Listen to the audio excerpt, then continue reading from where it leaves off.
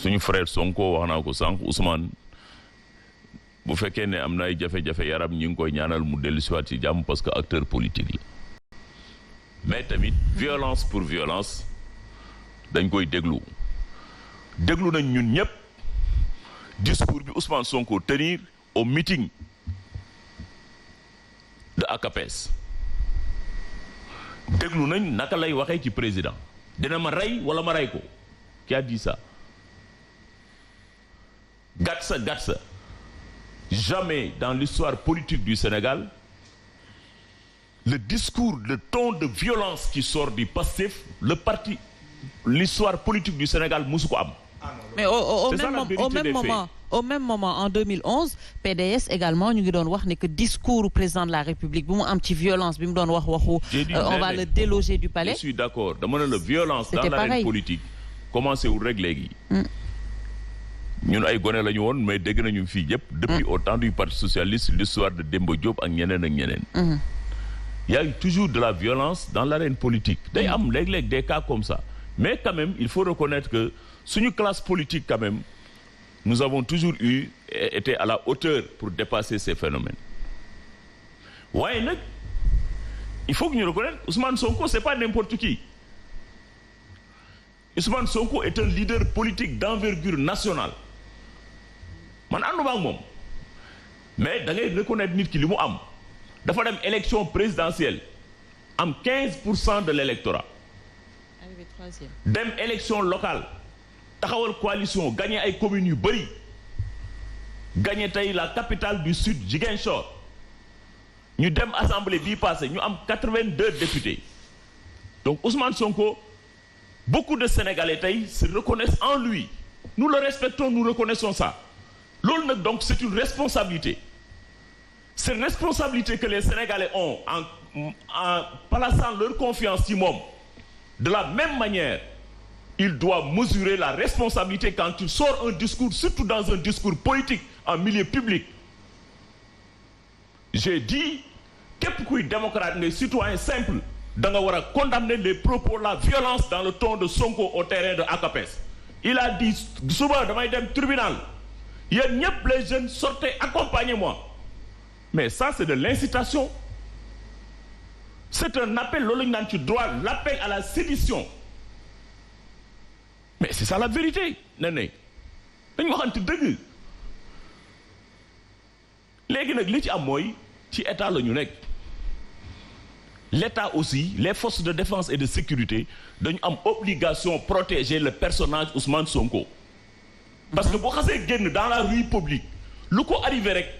L'État du Sénégal am na ci une responsabilité donc il faut bien nga xam lan mooy état pour nga xam lan moo tax les forces de défense et de sécurité di jël Ousmane Sonko ci otoom di ko dugal ci oto police parce que l'État est garant de sa sécurité. Mais est-ce que il est dépositaire de la confiance de 15% de l'électorat. Est-ce que c'est pas excessif? Non, c'est pas excessif. La dernière fois on a vu ni ñu tojee vitre. C'est pas excessif. Mame Mbaye Niang est certes mon frère ministre de la République, mais au point de vue politique, ils n'ont pas la même envergure. Sonko est un leader politique. Bu ñu ko convoqué bu fekkoon ne suba teel la jóg jël otom depuis la procédure dem tribunal les problèmes n'allaient pas se poser. Mais c'est lui qui fait appel aux jeunes, à la foule. C'est ça la violence. C'est ça la vérité aussi. Il faut ñu reconnaître ko. Maintenant nag les forces de défense aussi ak la justice, l'État moo nekk garant de la distribution de la justice. Bu ñu la convoqué procureur convoqué la ñëwuloo à temps wala leneen police am nañu droit de faire à ce que nga déférer à la convocation. Oui, il n'y a pas aucun citoyen qui a le droit de dire que moi je ne réponds pas à la convocation du procureur. Si. Mais sur quelle base légale? Si vous refusez de déférer à une convocation de la justice, l'État se donnera les moyens de vous faire déférer. Mandat d'amener. Mais c'est ça loolu mooy loolu rek. Mais est-ce que c'était le cas? Mais est-ce que c'était le cas ci bi? Ce que j'ai dit, je le répète et tu le sais très bien. Mais Lamine aussi, l'État, mais aussi l'État, dafa am ay procédures. État mooy garant distribution de la justice. Mais il y a des procédures rek. Il y a des procédures, il faut respecter la procédure. Politique refuse de déférer à une convocation. ou bien bu génnee bu ñu ne la jaaral fii nga ne fii laay jaar ñun ñi ñëpp dañuy dawal oto jaar circulation da ngay egg si police na la doo jaar fii passe par là. même Macky Sall bu ñu ko waxee jaaral fii dafa war a jaar. mais exactement. loolu mooy yoon. mais tu dis les forces de défense. mais loolu aussi doo tànn benn citoyen kese na ko fii rek ngay jaar c'est-à-dire tu dis bu ñu lay dévier dañ lay dévier ak sa morom yu bëri. mais duñu la jël yow kese ne la yow fii ngay jaar parce que loolu aussi c'est un problème.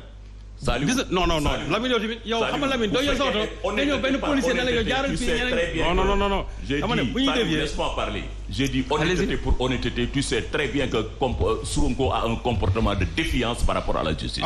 C'est ça la vérité. C'est ça la vérité. Le dire ce n'est pas mais défiance boobu Lamine il faut nga xool lan moo ko indi. Voilà. Quel a été le comportement de l'État par rapport à ce problème-là? wax ci restriction de liberté. Dégg naa ko nangam ak nangam.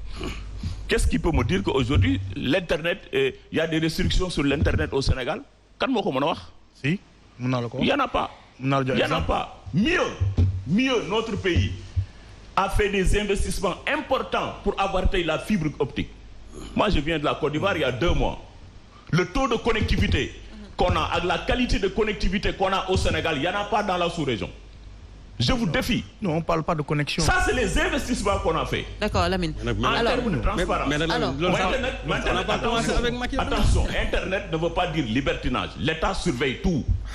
Il y a des gens qui sont chez eux, ils ont leur téléphone de saga nini. Beaucoup de fait, l'État a la possibilité de traquer, de te venir, de te chercher. C'est ça la vérité. Mais on le fait. La liberté des uns aussi, ça commence comme on le dit. Ça s'arrête là où commence la liberté des autres. Il faut respecter la liberté des citoyens. Parce que tu as son smartphone, tu te le mets là-bas, tu insultes les institutions de la République. Mais le premier que vous avez traqué, il est au palais? Quand même. Il fallait pas les liguer. Le premier. Ça, on vous traque. On vous traque. Oui, l'État du Sénégal, ça c'est là, il faut féliciter l'État du Sénégal qui s'est donné les moyens qu'il faut pour effectivement veiller sur la sécurité des citoyens. Mais Lamine, alors, on peut le comprendre. Loolu mënoon nañ ko comprendre bu fekkoon ne tey jii képp ku ko def. képp ku ko def dañ lay inquiéter.